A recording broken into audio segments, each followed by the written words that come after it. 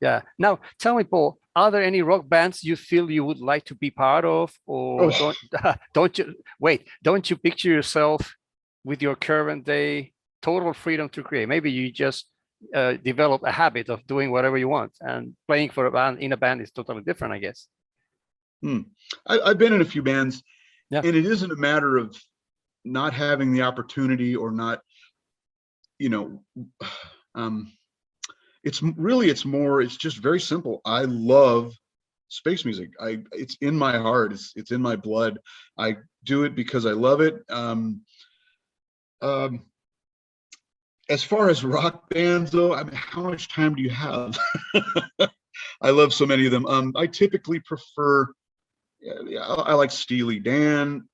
As far as progressive rock goes, I mean, of course, yes, ELP, Tull, Gentle Giant, Genesis, all the typical ones. And sorry, but the ones in the middle, like Kansas, for example, Oh, yeah, yeah. it's I like halfway, Kansas. it's halfway prog and halfway, Yes. yeah. Yeah. I like Kansas, and I love a band that gets criticized a lot, but I think they're better than most people give them credit for, and that's Starcastle. The Yeah, first I was going to two mention them. albums. Yeah. I know them personally. In fact, I was going to do an Wow. album with their bass player named Gary Strader, Wow. but unfortunately, he like almost very suddenly after we contacted each other and talked about doing an album together, unfortunately, he died of leukemia. Oh, wow. So that was really disappointing. I still talk to the drummer Steve Tassler. I love Starcastle, and Yeah. I think sure they sound like Yes, but I think they have more to offer than that.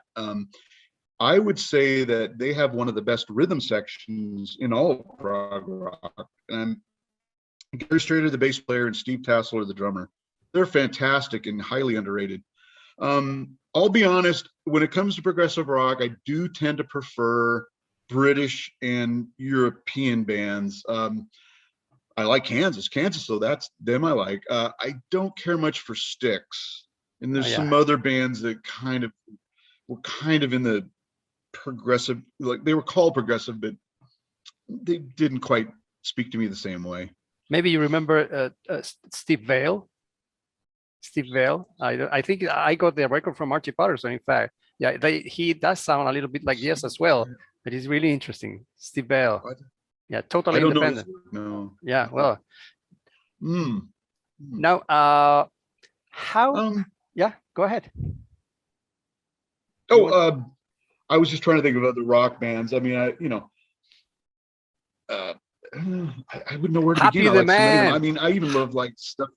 Yes, I Oh, forgot them. yeah. Is that in America? Yeah, Yeah. definitely them. Kid Watkins, I a definitely love genius. them. Yeah. This isn't, it's not a comprehensive list. I'm just trying to think of some of these. Oh yeah, there's so many.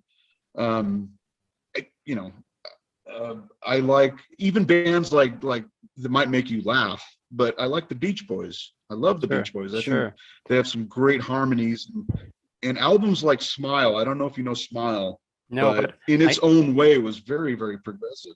I don't remember the album, but I do know one track that I really love. That is "Let's Go Away for a While." That's the B-side of "Good Vibrations." It's totally amazing. An instrumental track. Yeah. Yep.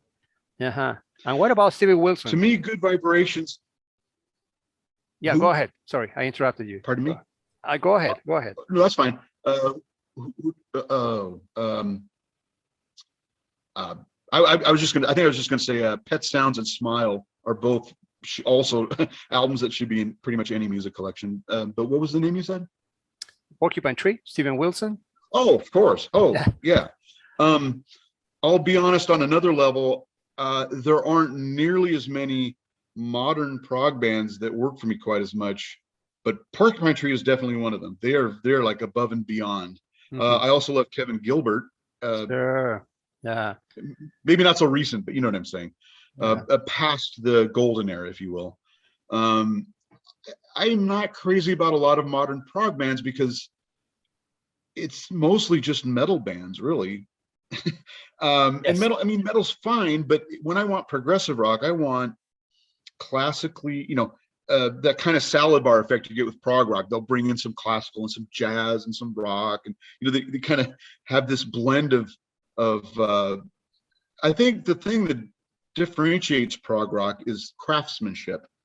Sure. craftsmanship is what differentiates them from a lot of other genres. But I like a lot of jazz rock fusion. Big fan of, I don't know if you know Klaus Doldinger's Passport. I love him. Yeah. Oh, Yeah. fantastic. Yes. Huge fan. Sure. Probably my favorite. It was who? Probably my favorite. Yeah, I thought actually Sky Blue. The name in the United States was Sky Yes. Blue. Yeah. Well, Jean-Luc Ponty, we all love him from Europe. Yeah. Yeah. What a band. What a guy. Also Stanley Clark and Sure. Al Di Meola, Chick Corea. Sure. Yes. Really, all those guys. Return to Forever. Yeah. All those guys. Yes. Amazing people. Yes. Uh-huh. Now, how do you think technology has liberated artists, musicians from the limitations from the past? An obvious question, maybe. But maybe I think technology might tempt people or musicians to take ways that they wouldn't have taken in the past. In the past, maybe they were more spontaneous and genuine, and now technology maybe is producing some, distortions. I don't know. I'm speaking from the point of view of a music fan. I'm sorry, I missed that first part of the question. Could you? Yeah, no. Could you How has technology changed it all? The moment of creation, Oh, yeah. Yeah, we can create things faster now than they could before. But you see, I started recording with tape. I'm old school. I started with a little 4-track cassette, and then I worked up to an 8-track reel-to-reel, and then I was in studios that had 24-track studio recorders. So I started with tape. I didn't start with digital editing, which I know some people my age that kind of resent it in a way. They feel like, oh, these new kids, they got it easy, and now they didn't have to. They should learn their craft for this, that, and the other. I don't think so much. But I will say, when it comes to digital, one of my favorite aspects of digital is one little simple function: undo. Sure. For example, like I was recording on my 8-track reel-to-reel one day, and I played the best guitar solo I have ever played in my life. I was just like, I can't believe I just did that. And so my friend who was with me rewound the tape, but he didn't realize that the track was still punched in, the red light was still on, and he inadvertently hit record play, and he recorded over it, and I lost this solo that I couldn't believe I played, and it broke my heart. It killed me. So I would say that's a major advantage to the digital world. I think it makes things faster. And as far as the internet goes, we can, find out music much, much easier than before. The downside is there is so much music available. It's like a tidal wave coming at you. Nobody has enough time to wade through everything. So you tend to get what I like to call filters. I have friends whose taste is close to mine, or, and we will tell each other, oh, you got to check this band out. You got to, and so then, which actually is like the way we always did it, if you really think about it. But I think the big thing now is learning how to filter out music, because there's just so much to choose from. Right. A lot of good music out there. Sure. Now, about collaborations, Paul, I think you named them. I don't know if you say Nemesis. Oh, yes. Yeah, yes. you named Craig Padilla. Well, we say Padilla and Kevin Bowen. You mentioned Kevin Bowen, I guess. Are there any artists you would like to work with still on an album? Steve Roach would be great, but you said it hasn't happened yet. Steve Roach, but yeah. Yeah. Other collaborators? No, people that you would like to work with. Yeah, still. Oh boy, I wasn't ready for that question. You mean specifically in the style? Yes. They would probably be names that came before me. I would love to do an album with Michael Honig. Sure. I love Michael Honig. Of course, Departure from the Northern Wasteland, of course. But I also like quite a bit of stuff. A lot of people don't like his album called Except One, and I like it. Good. It's different. It's more digital. It's more like American minimalist. Like there's kind of more Philip Glass in there. I enjoy it quite a bit, but I would love to do something with him. I would love to do something with Manuel Gottschalk. I would be over the moon. Sure, yeah. I would be so happy. Yeah. Of course, like Klaus Schulte or Peter Baumann. I mean, those are all my heroes. Most of the people, like sort of in my era or my time frame, I could probably reach out to them and collaborate, I tend to go for a really organic way of collaborating, though. I don't like write a list of people I want to work with, and usually it's just something I bump into. Like for example, there's a person who's writing a book on creativity who interviewed me for it, and his name's Steve Holk. It's Hoelc. I'm actually not sure how to pronounce it. But he sent me a few pieces, and I listened to them. Hey, that's good. I like that. So I contacted him and said, hey, what are your plans for this? Would you like to collaborate? He said, yeah, sure. So, I mean, mostly it's more like that. It's if I bump into something that intrigues me, then I reach out.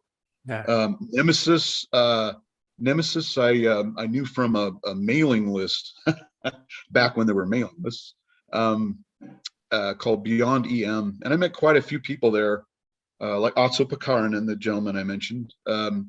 He's a progressive rocker. He's actually very good, and if you enjoy, I can tell you enjoy progressive rock. But if I were to say people like Keith Emerson, Thomas Dolby, Yeah. I forget who's the guy with Oingo Boingo. Danny Elfman. Thank you. Yeah. If you like those guys, you really should check out some albums. He goes by the name Ozone Player. I highly recommend him. Yeah, right. Well, no, Thomas Dolby is something else. I really love him, and his records are amazing. I was lucky enough to see him live several years ago when I had the lucky chance to see Genesis. Oh, yeah, yeah. Thomas Dolby opened for Genesis? No. He just played the same week that I was there in I Washington, see. D.C. Yeah, so he played in a small venue, the Birchmere, which is fantastic because you can sit very close to the artist. So it was really amazing. Yes. Nice. Are you familiar with some of his other work? Like he produced a fantastic album by Prefab Sprout called Steve McQueen. Sure. Yes. Do you know that one? I love Prefab Sprout too. So yeah, I know that. Oh, okay.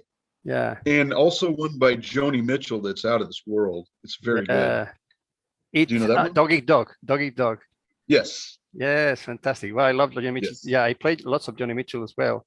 Yeah, I remember the album he produced for her. Yes, she's really amazing. Yeah. Oh. Yeah, I mean, to me, she's a goddess. She's one of the greats. And it's ironic. Yeah. She had very, very little promotion here in Chile. I don't think that she was ever played. I remember the video clip. I don't know if there was a video clip for Woodstock. But I think the first time that we ever heard Joni Mitchell on radio here was with My Secret Place, that I really obviously love, and I played as much as I could when I had the chance to. But and when she did the Shadows of Light album with Pat Metheny. Yes. Yeah. Yes. Uh-huh. Yes. That's really amazing. And Pat Metheny's another jazz person I should name. I love Pat. Yeah, from Other Planet. Yeah, she's really amazing. Yes. Now, how big are audiences today for the music you make, for space music, electronic music, or whatever you want to call it? I haven't played out in a few years, but I have a friend in Portland. His name's Gerald Gretsch. I did an album with him that's on that Cyclical Dreams label in Argentina. It's called The Interior Rhythms. He's an old friend of mine. He goes by the name Pulse Emitter. He plays out quite regularly, but in Portland, there is an electronic music scene, and you might get like a handful of people, like 50, maybe. I mean, I went to shows that maybe there's 25 to 30, not big numbers. But there's a small scene where, they'll play out. I mean, they're playing like in art galleries and record stores and pubs. It's not like concerts, like big concerts. The last big concert I played was the one with Steve Roach. We played at this was like 92, and we played at the Aladdin Theater, and we only got like 200 people, so the numbers aren't really big. Okay. But the fans are very devoted and they're very dedicated. They're very, very, very dedicated. Okay. Before I forget that, because we've been mentioning rock bands from the US, Radio Peace 3. I'm not sure if you're familiar with them. Radio Peace 3, fantastic band. Yeah, a little What's bit. the name? Radio Peace 3. No, I've never heard them. Yeah, well, I'm going to send you a link because they are really fantastic. Yes. I don't know what city they're from, but they are really, really good. Yes. Yeah. do you believe, Paul, that physical platforms are necessary to get exposure these days to potential listeners? How relevant are these platforms to you? Because I'm a big vinyl fanatic. I'm a big vinyl of open reels. So the physical thing to me is very important, creating an emotional link to music. Don't ask me why, but young people these days are not even getting the proper sound they should get when they listen to music. Yeah, so I feel like we're going backwards when you're talking about streaming. Totally. We're going backwards. Yeah. Like even with CDs, even before it became streaming, even with CDs, we were stuck with 16-bit waves, okay, on a CD. And you can get like almost 80 minutes of music on a CD. That's great, that's fine. But if we had gone to 24-bit, you could still fit 55 minutes of music at 24-bit on a CD. That's plenty of time for music. And the sound quality would have been exponentially better. But where do we go? We started going toward, most people are listening to, like, I don't know, MP3s at 128 kbps. Yeah. It's like AM radio. We're going the wrong way. It's AM radio level. Yeah. And I agree with you. And I'm also like yourself. I prefer physical media. Okay. And if you're talking about profitability, vinyl sales will get the musician the most return for their money at this point in time. As we know, streaming, like Spotify, they'll pay you 0.00001 cent per play. You're not going to make any money. Yeah. So it's a difficult question. There's also so much music available. I think that interest in music isn't what it used to be. Like in the 60s and 70s, there would be underground bands, and then there would be word of mouth, and people would go and show up and see these bands. But now it's like, it's just everywhere, and it's sort of omnipresent. And I think in a way, less valuable to most people. It's like, for a lot of people, it's just an accessory. It's like something, it's like background noise. They're not as passionate. Of course, obviously, there's still listeners who are passionate. But by and large, with these streaming services, it's just something to have on in the background. I don't think the critical listening, like you're talking about, is as it's just not as common now. Yeah. Now, in the past, you would gather with friends and that had a good stereo and enjoy music. Like, you cannot listen to Rubicon or any Tangerine Dream album without good bass. You really have to experience that, and it's something that is Now, Paul, I wanted to ask you about Muffin Flames or From Out of the Vast Comes Nearness. Where do some of these concepts and titles come from? They're so special. Well, another one of my interests is writing poetry. So language means a lot to me.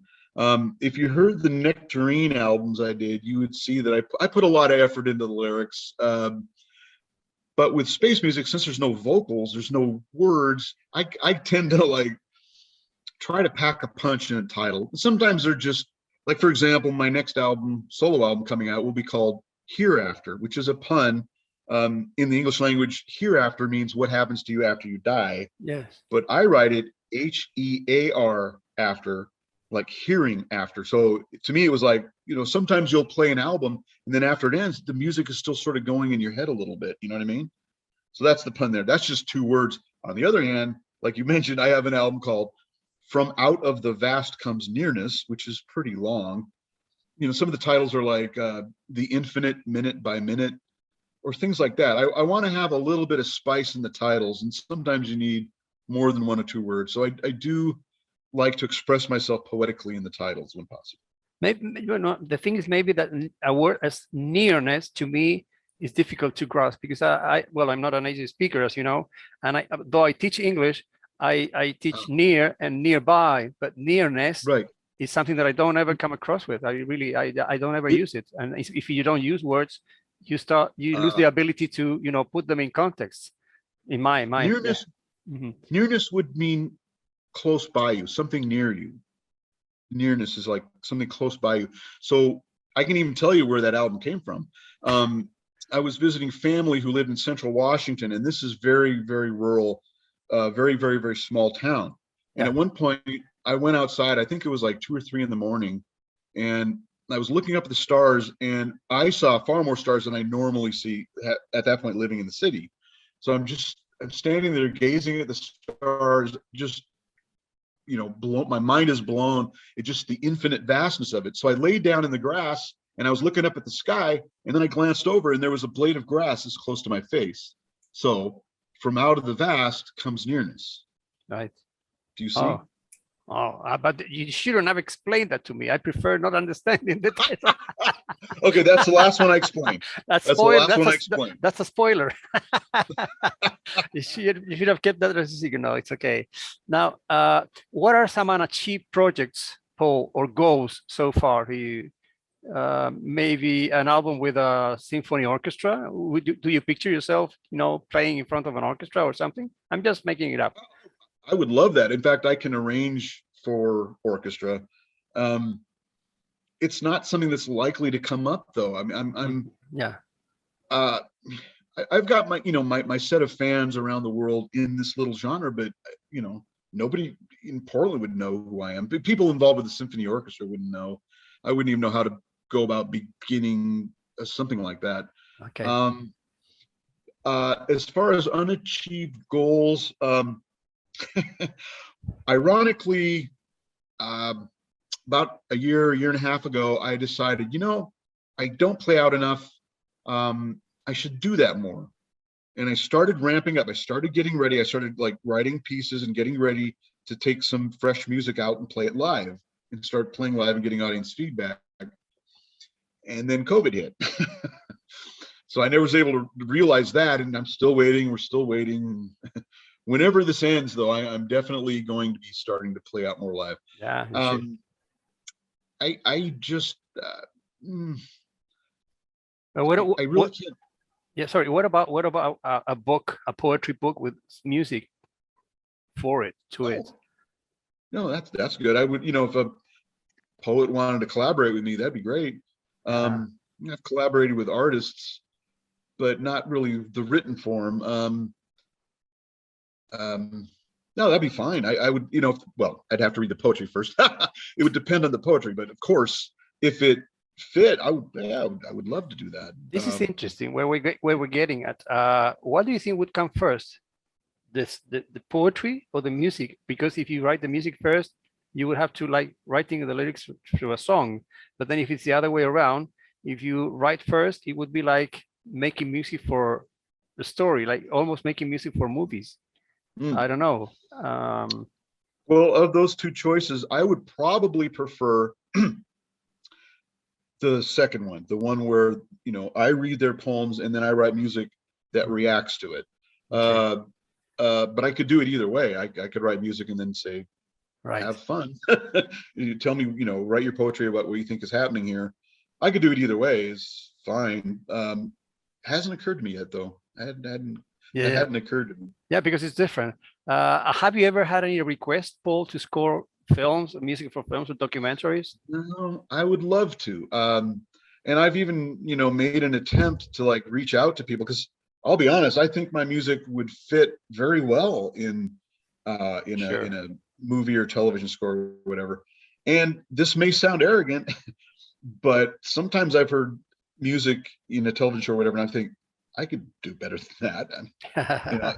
I've heard some really mediocre music, and this guy's getting paid money. And I'm thinking, well, I could do that. But the problem is, it's like there's a glass ceiling above my head. I've found it very difficult to break into the scoring world. I mean, in some cases, there's a couple guys that do almost everything. Hans Zimmer comes to mind, who's brilliant. I'm not criticizing him, but they'll do so many scores, and there doesn't seem to be as much room for the smaller names.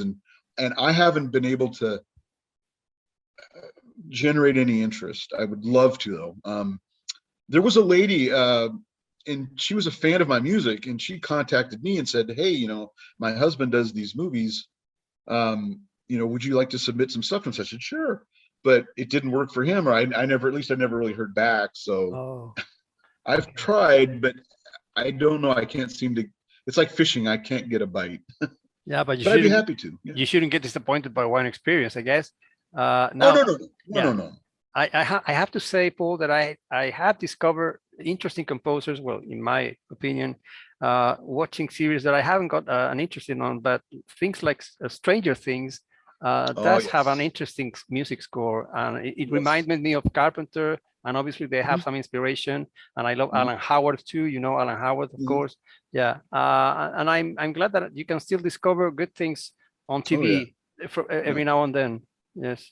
Now that soundtrack I didn't have any problem with, and I came to find out that the people that were generating that soundtrack, there's sort of this sort of new wave coming out. They call it synth wave, and it's a lot of it really reminds me a lot of the classic electronic albums, the Berlin School stuff.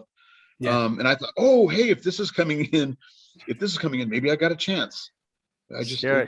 I mean, I don't want to sound like that was the lady that contacted me was the only time I'd submitted work. It isn't, but it's very difficult to break through I imagine. here. Yeah, I imagine. Yeah. So I'll keep trying, but Sure, you should.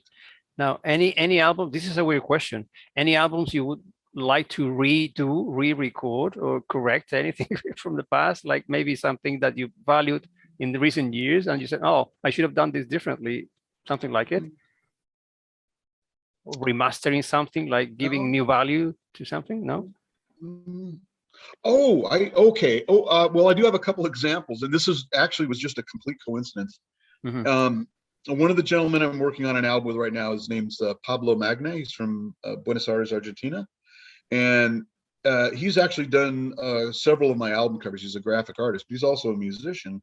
So we're working on a music project right now. And he came at me and said, hey, I want to do a couple remixes. So there's a piece I did called The Still Center of a Turning World and Blue Heron, where he remixed them and we've put beats to it.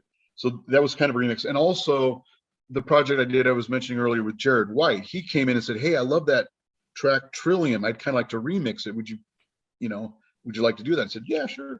So, I mean, I've remixed a couple of older things, but as far as redoing or maybe what you're asking me is, am I dissatisfied with any of my albums? Not really. I think I work pretty hard on quality control. I like to make sure things are just where I want it before I release it. I would say there's two that come to mind. One is that album I mentioned earlier called Now Then. But I mean, I listened to it. It's fine. It's not like it's really bad or anything like that. But like I said, my computer died on me, and all I had to work from was I did have a folder where I had rendered waves of all the pieces. So it was like the current level I was at before the computer died. But I couldn't go back and say separate out the bass, or I couldn't EQ this one track a little differently. So I just had to add onto it and try to EQ it the best I could. Does that make sense? Sure. That one I would like to go back and maybe remix. But even then, I wouldn't say that I feel like it's inferior or it's not. I certainly wouldn't release it if I didn't think it was good enough to release. Sure. Maybe the other one is the second Dweller at the Threshold album. I felt like, when you're collaborating with someone, there's give and take, there's compromise, and there's and I feel like there were some sections that went on too long that if I could go back and do it, I would reduce them.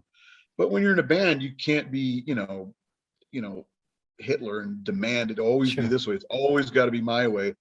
I don't like working with people like that, and I don't want to be that guy that other people have to work with. So, you work together, you compromise. That's probably the only thing I can think of off the top of my head. I don't really have any regrets.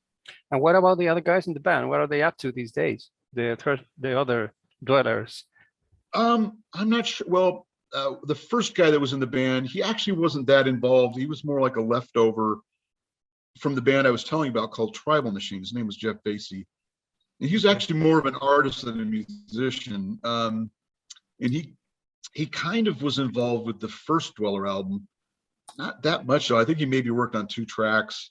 And he just sort of dropped away. He wasn't that interested in the third person that came in later. His name was John Duvall, who, by the way, I don't know. Have you ever heard of Surge Modular synthesizers?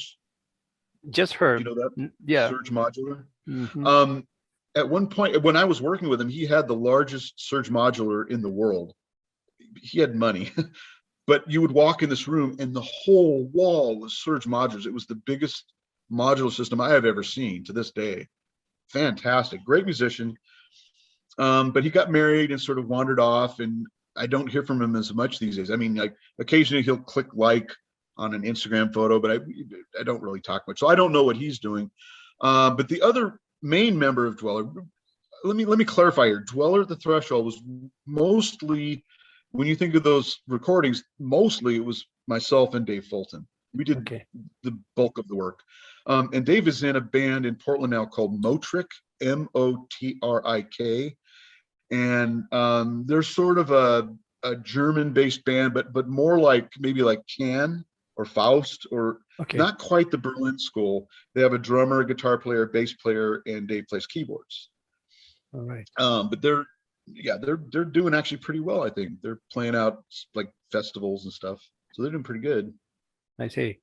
Now, Paul, how do you picture yourself in the next 10 or 20 years? Weird question.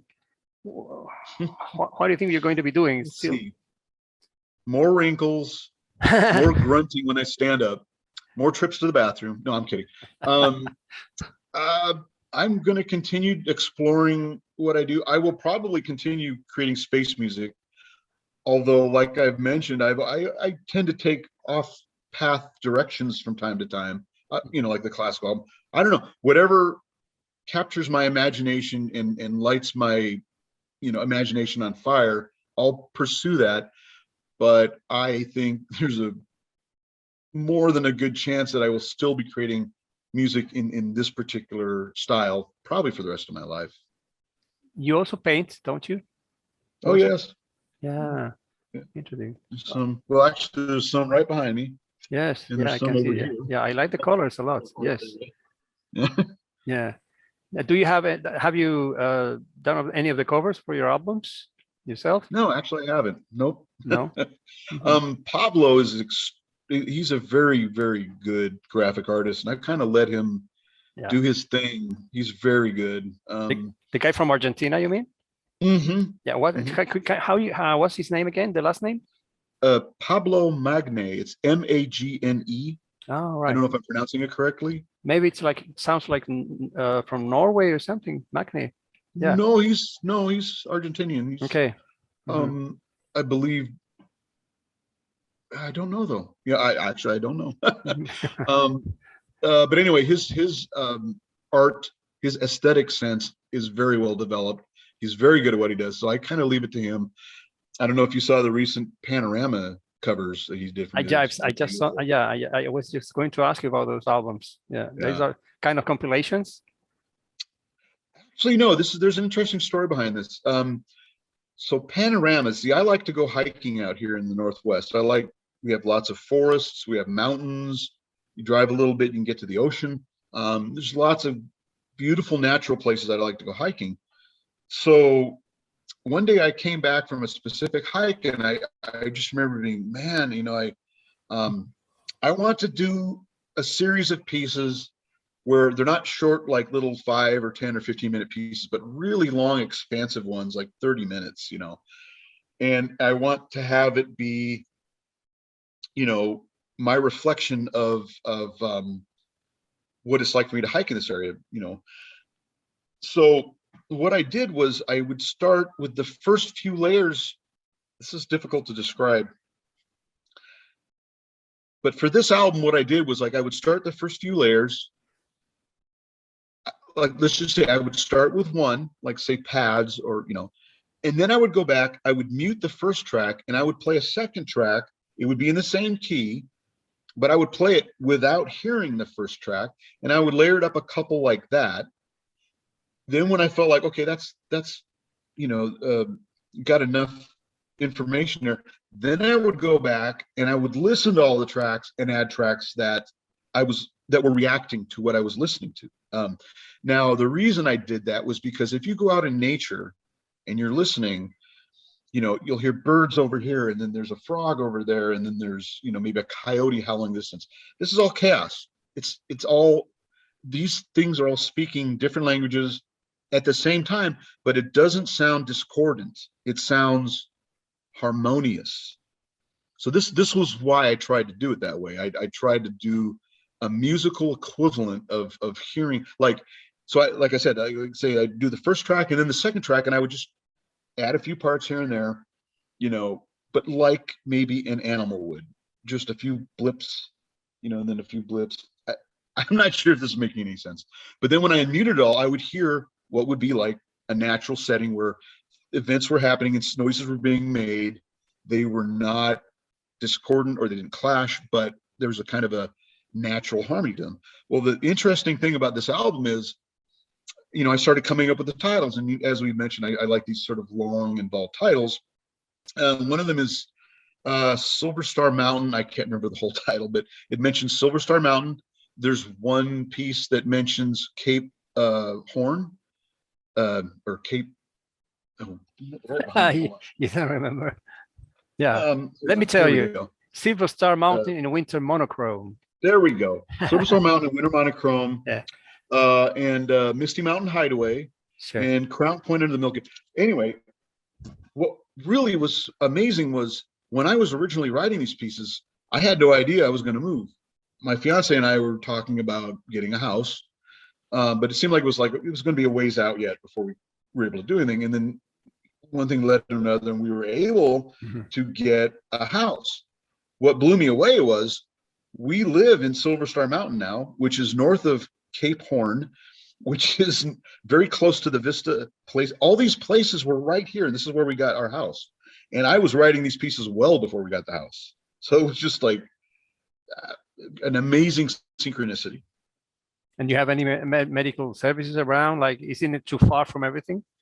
If you have emergencies? It's pretty far. The Wi-Fi, like I said, the Wi-Fi here is pretty awful.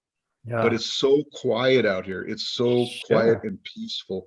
Sure. It takes me, if I want to go into town and do grocery shopping, it's about a 40-minute drive one way. Okay. To give you the idea, it's just way out in the middle. Yeah, is the price to pay, but it's priceless. Yep. Yes. Okay.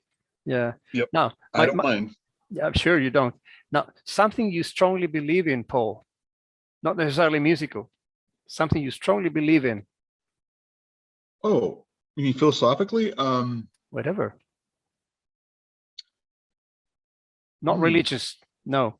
Something that you're convinced like philosophical. Of, something that moves you, really. Oh, well, most of what I am interested in and focused in on life is within the art areas. Like I said, I like to write poetry. I like to paint. I love music. To me, my strengths are in the creative world. I have certain amounts of strengths in the logical world. I mean, I've worked in semiconductor plants for a very long time, but arts move me. I mean, well, not there are.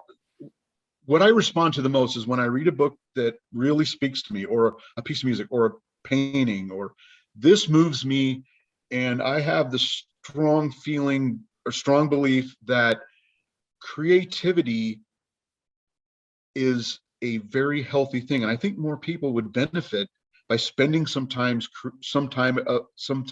in their life creating, because there's a reward in creativity that you're not going to get.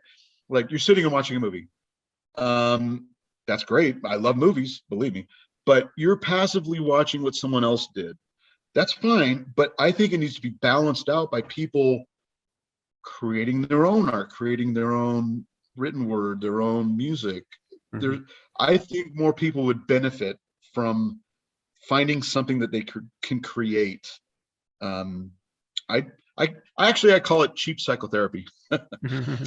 It really, I mean, like, if I create a piece of music that I'm extremely happy with, or maybe I'm just really happy with it, it worked out great, it came out just the way I wanted, or whatever, I feel on top of the world. I'm on cloud 9.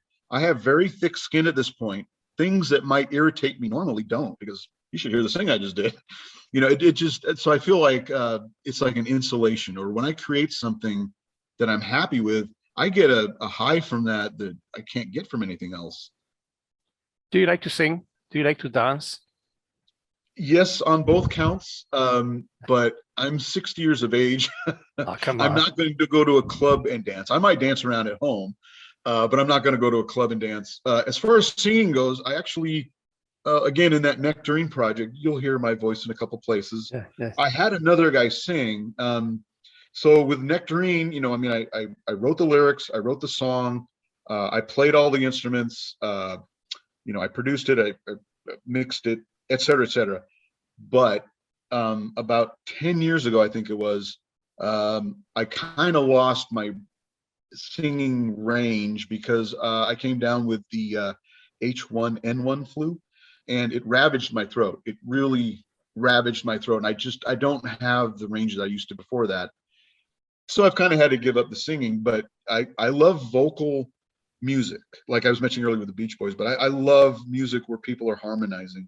I think there's a belief of mine is that there's not enough harmony in most modern music, at least not the music in the top 40 or what people are promoting. There's hardly any harmony. Yeah, there's not enough variety. To me, they all sound like a pattern. Yeah. Yes. Yeah.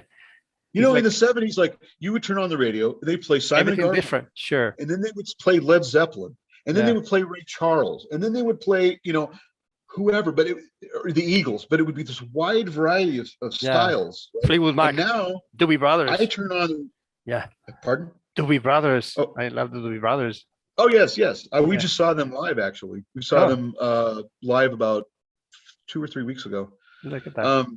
But anyway, when I turn on the top 40 radio now, if I'm in a place where I kind of have to listen to it, honestly, I cannot distinguish one artist from the other. They all sound the same. There's no individuality. Yeah. I think that's horrible. It's a horrible, that and the sound quality, like we were talking about earlier, are horrible regressions. We're going backwards. Yeah. Most people say that at our age. Now, Paul, something that you disapprove of, something that you're not happy with in general. Okay. I'm I'm very open-minded, and I try not to judge people. Yes. But what I disapprove of is people who break their word, people who say they're going to do something and they don't follow through.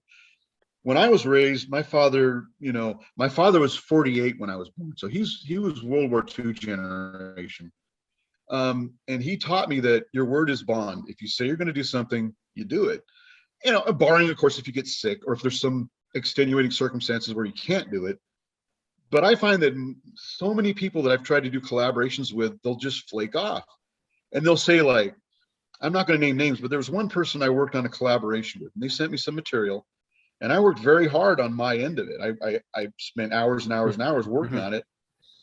And then it seemed like there was no further, I'd say, are you working on it? Is anything happening? Oh, yeah, everything's fine. He kind of strung me along for 5 years. And to this day, these pieces aren't released, and I'm not going to release them. I'm not going to do anything with them. But he just kept stringing me along because it was easier for him to just like, oh yeah, I'll get to it. And rather than saying, hey, I'm sorry, I don't want to do it because this reason or that reason, which to me is more honest. He didn't want to be the bad guy. He didn't want to say, well, but he just kept stringing me along. And I finally got really fed up, and I just, I'm not talking to him anymore. And people who break their word just simply because they're kind of being lazy, I'll just be honest about that. Like I said, my life is messy. Things come up. I understand this, but there's an awful lot of people. I don't know. Maybe this is more an American phenomenon, but there's so many people that are flaky. They say they're going to do something and they never do it, and that rubs me the wrong way. Just wait till you come to Chile. No, you're living in a kingdom of magic. Yeah. Yeah. Don't make me talk about it. Yeah. Okay. Now, Okay. The last one, Paul. Do you have hopes, or are you pessimistic about the future of Earth? Because you talk about a lot about stars and all that. As it is today, are you pessimistic, optimistic? How do you see things in the future? I don't presume to have a crystal ball. I would say that all the evidence suggests that we've gone too far before trying to make an adjustment, but I'm not all-knowing. I don't have a PhD in ecology or anything that would really give me any solid information on it. It seems to me that we are heading in the wrong direction, and it might be too late. But again, like UFOs, I don't know. I'm skeptical of some things, but I'm not ruling it out. So with the ecology, I'm not ruling it out. I think it's possible we might be able to turn around and go back the other way, but it's going to take everyone working together. We need to start planting trees. We need to start curbing our use of like one-use plastics. Here in America, you go to a restaurant, there'll be plastic forks and spoons. Yeah. There's a waste of oil. For one thing, it's like we're running out of oil, and there's a waste of oil. Landfills going crazy. We need to be conscious about how we use things. We need to be more proactive in, and I do the best I can, but I drive a car. I have to have a car. How am I going to get there? So I know I'm part of the problem too. But yes, in answer to your question, I don't have a solid answer there. It seems like the future is not going to be so great, but I don't know that. And I would love for humanity to sort of wake up and turn around in our direction.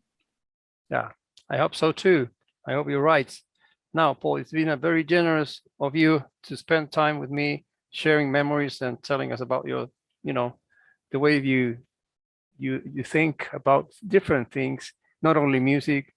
And I'm really happy that I know you more now, and I'm sure that more people are going to be motivated to discover your music. Is there a place where they can go to get your music? But it's fairly scattered all over the place. I have a few albums on a label called Spotted Peccary. I would actually recommend those three as a good starting point. Like I said, I've got somewhere between 30 and 40 albums, so knowing where to tell people to start is kind of difficult. Some of them are very ambient, some of them are very like driving sequencer. It's hard for me to know where to tell them to start. But in answer to your question, I would say check with the Spotted Peccary label. I've got probably most of my CDs are available at Groove Unlimited, the Dutch label. Yeah. And I'm very interested in, and I'm going to be releasing stuff through this new Argentinian label called Cyclical Dreams, which I really love. Those guys are really great. I'm going to explore that because I'm not familiar with that. Do they do electronic space music? Yes. From ambient to Berlin School and all points in between. Wow. I think they had some good stuff there. And they've only been around for about a year and a half, but I'm very impressed with the quality of the music they've been able to release. Okay. Yeah. Well, hope you succeed in all those projects, and I hope to keep hearing more from you. So thanks again. And I'm going to send you the video of the recording, the session. Oh, yes. Yes. Yeah. Yeah. So thank you, Paul. Don't go now because I'm going to ask you something extra after I stop this. Thank you very much for the time. Thank you very much too. And thank you also for all the listeners.